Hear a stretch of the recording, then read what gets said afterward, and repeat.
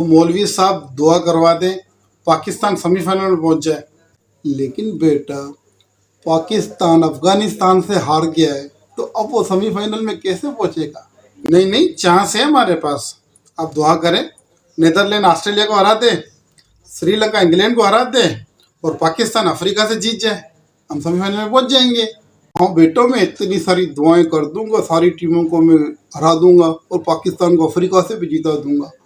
लेकिन बेटा पूछना यह था कि अगर बांग्लादेश ने पाकिस्तान को हरा दिया फिर?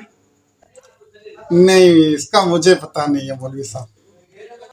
आप बेटा आप चले जाइए, अब मुझे गुस्सा मत दिलाइए। अब सारे मैच हम दुआओं से ही जितवाएंगे क्या? अब पाकिस्तान पहले बांग्लादेश से तो जीत जाए, इसके बाद आप आइएगा मेरे पास दुआ करवाने के लिए। हम दुआ कर देंगे ये बांग्लादेश से हार जाएंगे, फिर ऐसी दुआ का क्या फ़ायदा। आप यहाँ से जाएं और मेरा दिमाग भी खराब ना करें। चलिए जाए इधर से, चाहे चले निकले। के बाद प्रोग्राम जारी रहा या खत्म हो? नहीं, प्रोग्राम किधर जारी रहा, प्रोग्राम तो बढ़ गया।